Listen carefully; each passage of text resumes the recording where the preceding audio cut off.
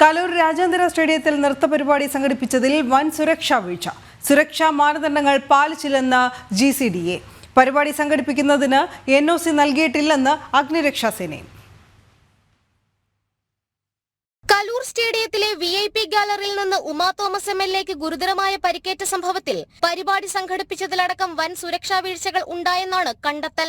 അനുമതിയില്ലാതെ താൽക്കാലിക സ്റ്റേജ് കെട്ടി, സുരക്ഷാ കൈവരി ഒരുക്കിയില്ല. ISL മത്സരങ്ങൾ നടക്കുന്ന സ്റ്റേഡിയത്തിൽ സുരക്ഷാ ക്രമീകരണങ്ങൾ ഒരുക്കി പരിപാടി നടത്തണമെന്ന കരാർ മാനദണ്ഡങ്ങൾ ലംഘിച്ചുവെന്നുമാണ് GCDAയുടെ ആരോപണം. മന്ത്രിയടക്കമുള്ള ആളുകൾ പങ്കെടുക്കുന്ന ഒരു 5 മിനിറ്റ് പരിപാടിയായിരുന്നു. അതിനുവേണ്ടി ഉണ്ടാക്കിയ പ്ലാറ്റ്ഫോം നമ്മുടെ സ്റ്റേഡിയത്തിലെ VIP പ്ലാറ്റ്ഫോമിന് പുറമെ കുറച്ചുകൂടി മുൻപോട്ട് ഒരെണ്ണം നിർമ്മിച്ചിരുന്നു. അതിൻ്റെ ഒരു സ്റ്റേബിൾ ബാരിക്കേഡ് അതിനുണ്ടായിരുന്നില്ല. സ്റ്റേഡിയത്തിൻ്റെ എന്തെങ്കിലും ഒരു സുരക്ഷാ പ്രശ്നമുള്ളതിൻ്റെ ഭാഗമല്ല. സ്റ്റേഡിയത്തിന് അങ്ങോട്ട് സുരക്ഷാ പ്രശ്നമില്ല.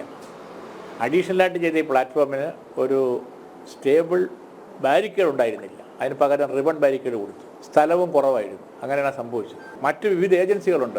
Disaster management, safety aspects, fire, മറ്റ് സെക്യൂരിറ്റി കാര്യങ്ങൾ, ഇതെല്ലാം നോക്കേണ്ടത് അവരുടെ ചുമതലയാണ്. നമ്മൾ കരാറിൽ ഒപ്പുവെച്ചിരുന്നു.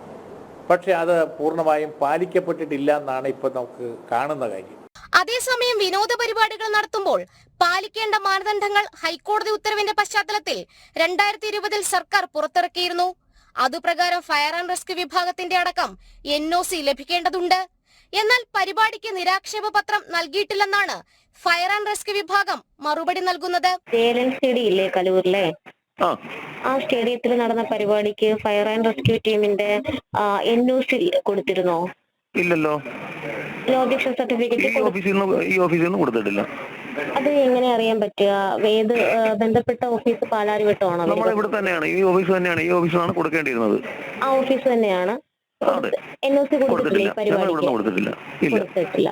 അതിനിടെ പരിപാടി സംഘടിപ്പിച്ച വയനാട് മേപ്പാടി ആസ്ഥാനമായി പ്രവർത്തിക്കുന്ന മൃദംഗ വിഷൻ സംഘടന പണപ്പിരിവ് നടത്തിയതായി ആരോപിച്ച് പരിപാടിയിൽ പങ്കെടുത്ത കുട്ടിയുടെ രക്ഷിതാവും രംഗത്തെത്തി. ശരിക്കും 3500 രൂപ ഒരു കുട്ടിയോട് ഇവർ വാങ്ങിക്കുമ്പോൾ 12000 കുട്ടികളിൽ നിന്നും സംഘാടകരിലേക്ക് എത്തിച്ചേരുന്ന തുക എത്ര വലുതാണെന്ന് ചിന്തിക്കണം. ഈ കല്യാൺ സിൽക്സ് ആണ് ഇവർക്ക് ഒരു നീല സാരി സ്പോൺസർഷിപ്പ് ആയിട്ട് കൊടുത്തത്. ഈ കുട്ടികളുടെ ഒരുക്കം, ഇവരുടെ ആടെ ആഭരണങ്ങൾ, ഇതിലെ എല്ലാ കാര്യങ്ങളും സംവിധാനങ്ങളും അവരവര് രക്ഷിതാക്കളുടെ സ്വന്തം പൈസയിലാണ് കൊടുത്തിട്ടുള്ളത്. രക്ഷകർത്താക്കൾക്ക് പോലും ഈ പരിപാടി കാണണം എന്നുണ്ടെങ്കിൽ 2 തരം ടിക്കറ്റാണ് ഇവർ പറഞ്ഞിരുന്നത്.